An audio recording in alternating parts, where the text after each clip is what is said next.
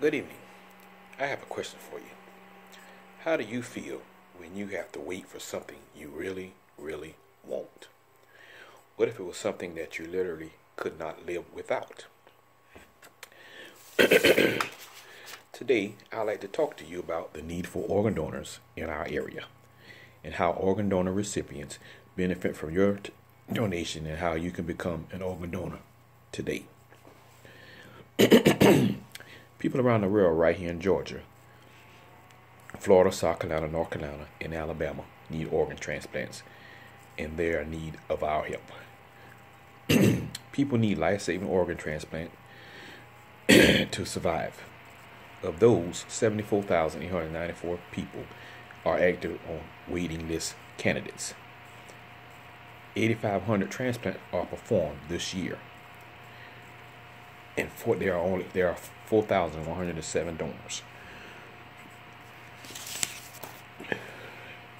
There are more than 5,400 people in Georgia waiting for organ transplants. 114,000 people in organ transplant list in the United States. Millions of people in the state have signed up to become organ donors. Anyone can sign up to become an organ donor in Georgia. If you're less than 17 years old, you will need to get permission from your parents to sign up. There's no upper age limit for organ or tissue donation. Your suitability as a donor will be more dependent on social history and your general state of health. There's no cost to sign up for the organ donor registry, nor to the state if you become an organ donor. All costs associated with the organ donation paid for by the Donate Life to Georgia. Here are some statistics about organ donor. 20 people die each day waiting on a transplant. According to Jane Green and Jim Lee, authors of the Organ Donations in the Southeast, the number of organ donors in our area has diminished to a low 24%. 95% of the U.S. adults support organ donation, but only 54% are signed up as donors. Every 10 minutes, another person is added to the waiting list. Only 3 in 100 people die in a way that allows for organ donation. Each year, the number of people on the waiting list continues to much larger than both the number of donors and transplant, which grow slowly. I would like to read you some myths about organ donation. Here they are. Myth number 1. My family will be charged if I donate my organs. Myth number 2. Famous people move to the front of the line when they need donor organs. Myth number 3.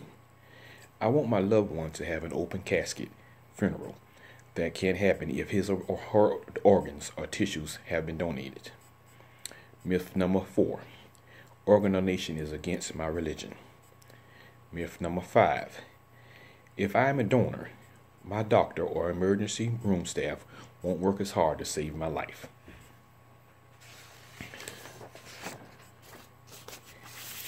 Here are, I will name for you, 8 truths of organs and tissue donations.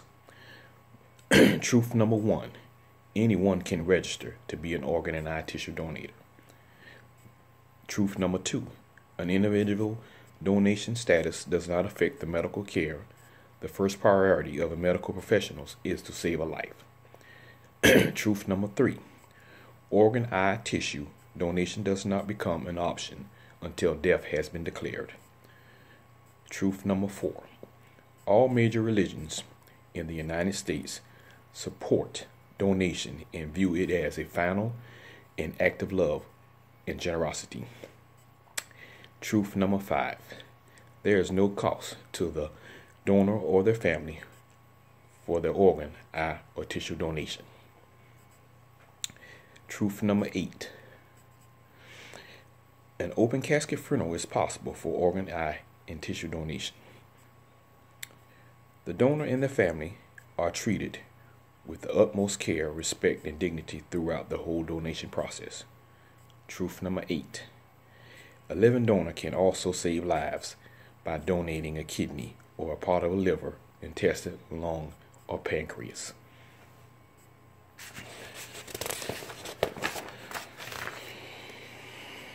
I would like to give you the reason I decided to speak on this subject is because I have lived through the organ donation process personally and can see how it will change lives.